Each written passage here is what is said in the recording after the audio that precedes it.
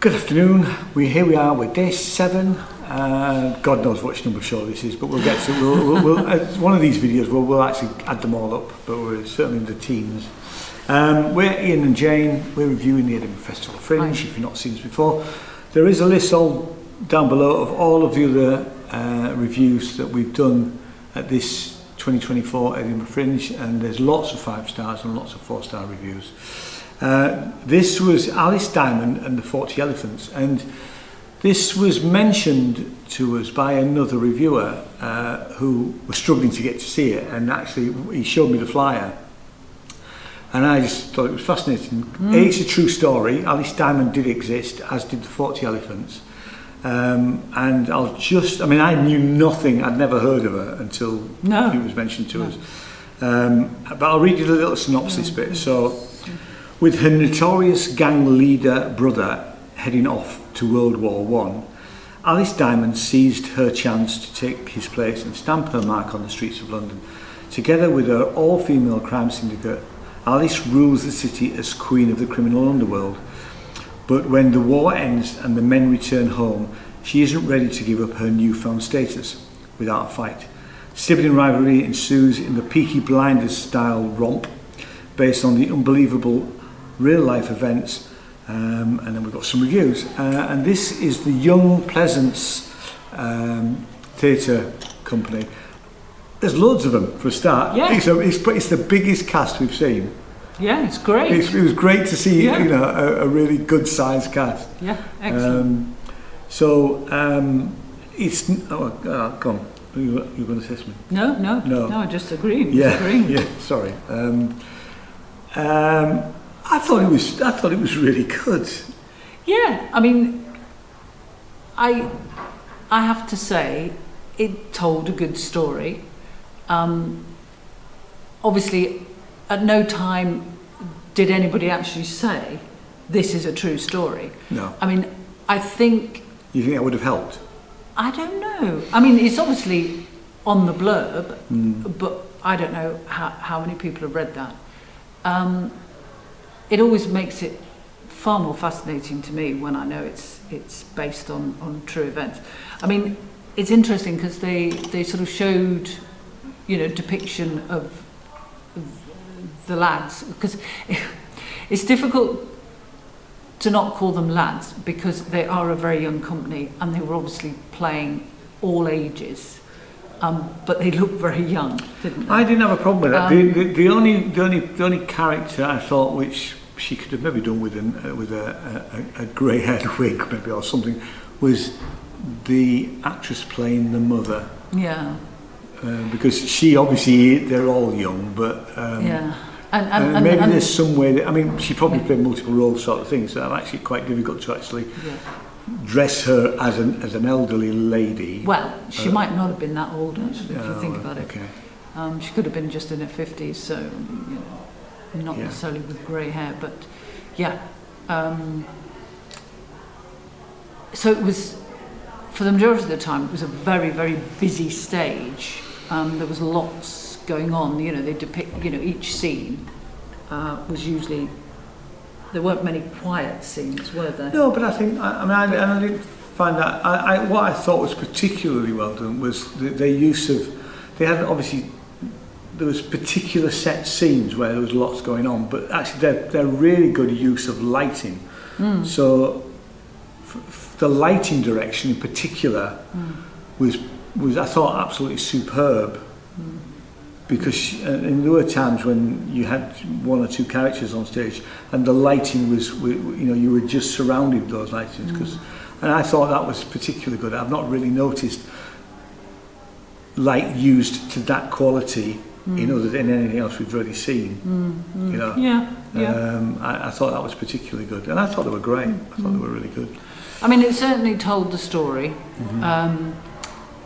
because obviously, again, you're cramming everything into an hour, and it was to show the development of the story, the before, and then sort of how they established themselves, and then how they dealt with it when the lads came back from the First World War, meant that they couldn't dwell on some of the some of the themes that were raised, like, you know, obviously they tried to depict, I mean, they depicted, I felt, them going off to war very well.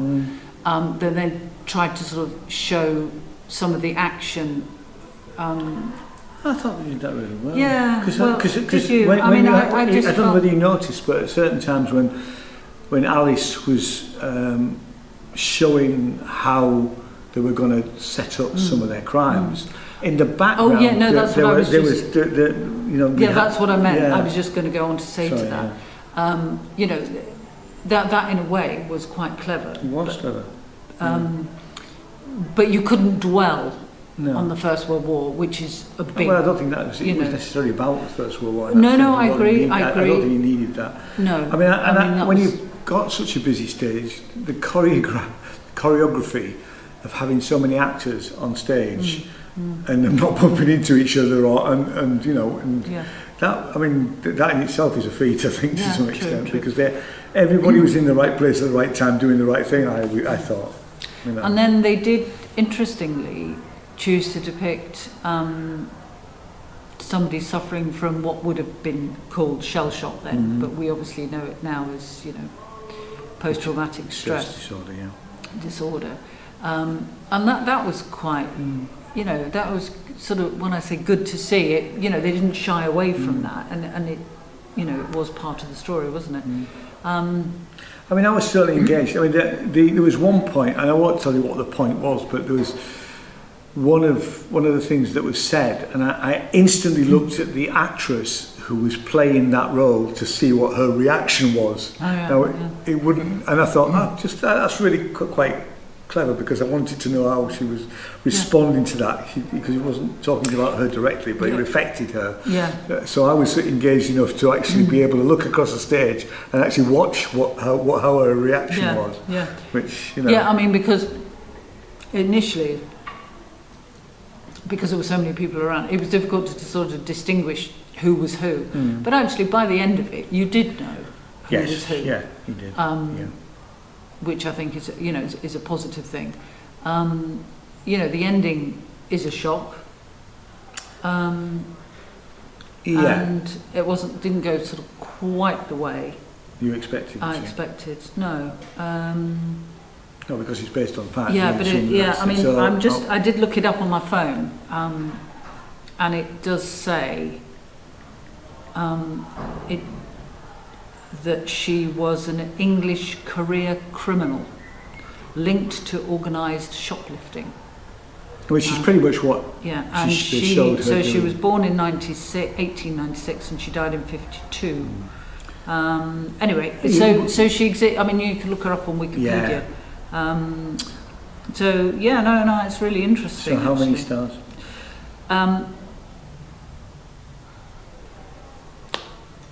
I think it was quite a complex thing that they've achieved there. I mean, I was going to say a 3, but actually, on reflection, I'm going to go for a 4. I was going to go for a 4. Yeah. Yeah, no. Because I think, you know, it's well done. It was good direction. It's well lit, very well done. I mean, it's well acted, really. Yeah, for a group of young actors. Yeah. You know, I mean, that sounds patronising. It's not meant to be at all. But you know, I think, and then obviously it's a very vibrant, healthy group. Yes. And I think they should fantastic. be, you know, really encouraged. Definitely, I agree. And it's great that they've come to Edinburgh, and they've. You know, they have done a good production. They may actually be local because it's Pleasance. Sorry, yes. So it's the young Pleasance. So I suspect that they may well be local. Right, let me tell you when it's on. The running's not very long. So it's on at 1:30 every afternoon in the Pleasance Dome, King Dome, and it is on until the 11th. So there's 4 more shows. I've just thought, I wonder, is that because? Yeah, because if they are all local, then of course the Scottish schools go back, don't they? Probably a lot earlier, because they break up a lot earlier. May well be. It may be tied into that. Full price is £16, concession is £14.50, and the family ticket can be booked for 2 adults and 2 children at 50.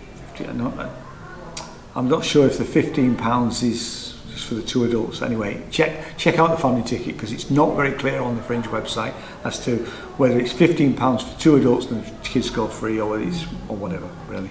Yeah, and there were some quite young people in the audience actually. It's 8+. Yeah, but so go see it. It's good. Yeah, 4 stars. Yeah. So thanks so much. We'll see you next time. Okay, cheers. Bye. Bye.